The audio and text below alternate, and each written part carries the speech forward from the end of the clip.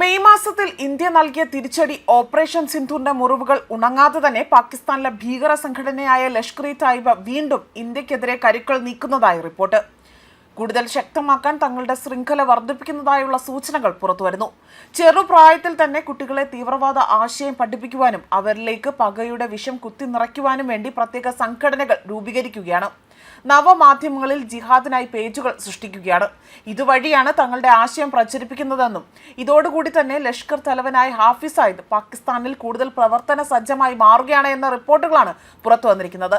എന്നാൽ ഹാഫിസ് സയ്യിദിന്റെ ഇത്തരം പ്രവർത്തനങ്ങൾ ഈ സംഘടനയുടെ അടിവേര് തന്നെ ഇളക്കുമെന്നതിൽ സംശയമില്ല. കാരണം അജ്ഞാതൻ ഏതു സമയവും ഉണർന്നു തന്നെയാണ് പ്രവർത്തിക്കുന്നത്. സംശയാസ്പദമായ നിലയിൽ ഒരു ചുവടുമാറ്റം തോന്നിയാൽ അപ്പോൾ തന്നെ ഹാഫിസ് സയ്യിദ് പടമാകുമെന്നതിലും സംശയമില്ല. കുഞ്ഞുനാൾ മുതൽ തന്നെ തീവ്രവാദത്തിന്റെ പാഠങ്ങൾ പകർന്നു നൽകുക എന്നതാണ് ഇപ്പോൾ ഈ ഭീകര സംഘടന മുന്നോട്ട് വയ്ക്കുന്ന ആശയം.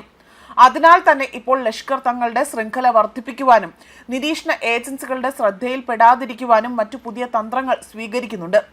മാക്സി മുസ്ലിം ലീഗിന്റെ മറവിൽ സൃഷ്ടിക്കപ്പെട്ട സോഷ്യൽ മീഡിയ പേജുകളിലൂടെ തന്നെ പാകിസ്ഥാനിലുടനീളം ലഷ്കർ ഇ തോയ്ബയുടെ അടിസ്ഥാന ശൃംഖല കെട്ടിപ്പടുക്കുന്നുണ്ട് എന്നതാണ് ഇപ്പോൾ റിപ്പോർട്ട് പുറത്തുവരുന്നത്.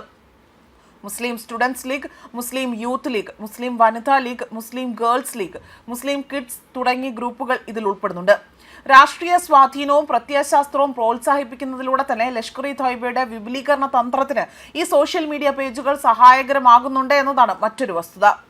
ഇത് ധാരാളം പാകിസ്ഥാൻ യുവാക്കളെ ലഷ്കറുമായി ബന്ധപ്പെടുത്താൻ പ്രേരിപ്പിക്കുന്നുവെന്നും ഇത് വ്യക്തമാക്കുന്നു. 26/11 മുംബൈ ഭീകരാക്രമണത്തിന്റെ സൂത്രധാരനായ ഹാഫിസ് സയ്യിദിന്റെ നേതൃത്വത്തിൽ വിദ്യാർത്ഥികൾക്കും യുവാക്കൾക്കും തൊഴിലാളികൾക്കും വേണ്ടി അവർ പ്രത്യേക സംഘടനകളാണ് രൂപീകരിച്ചിരിക്കുന്നത്. ഹാഫിസ് സയ്യിദിന്റെ മകനായ തൽഹ സയ്യിദ് ആകട്ടെ സമീപകാല വീഡിയോകളിൽ ഇക്കാര്യങ്ങൾ വെളിപ്പെടുത്തിയിട്ടുണ്ട്. ഇന്ത്യയിൽ വലിയ തോതിലുള്ള ഭീകരാക്രമണങ്ങൾ ലഷ്കർ ഇ തയ്യിബയ്ക്ക് പങ്കുണ്ട് എന്നതാണ് മറ്റൊരു കാര്യം. ഈ ഭീകര സംഘടനയും അതിന്റെ നേതാവായ ഹാഫിസ് സയ്യിദും ഐക്യരാഷ്ട്രസഭ പോലും നിരോധിച്ചിട്ടുള്ളവരാണ്. അത്തരമൊരു സാഹചര്യത്തിൽ ഈ ഭീകര സംഘടന വ്യാജ പേരുകളിൽ തീവ്രവാദ പ്രവർത്തനങ്ങൾ നടത്തുന്നുണ്ട് എന്നതാണ് ദേശീയ മാധ്യമങ്ങളടക്കം റിപ്പോർട്ട് ചെയ്തിരിക്കുന്നത്.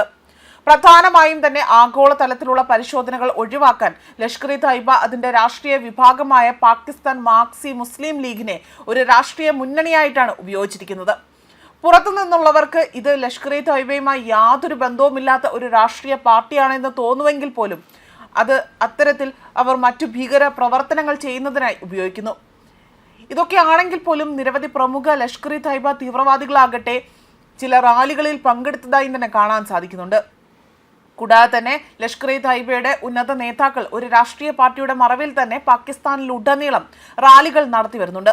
ഹാഫിസ് സയ്യിദിന്റെ മകനായ തൽഹ സയ്യിദ്, സെയ്ഫുള്ള ഖലീദ്, ഹാഫിസ് അബ്ദുള്ള റൌഫ്, അതേപോലെ തന്നെ മറ്റ് വ്യക്തികളെല്ലാം തന്നെ ഇവർ ഇതിൽ ഉൾപ്പെടുന്നതായി തന്നെ കണക്കാക്കുന്നു.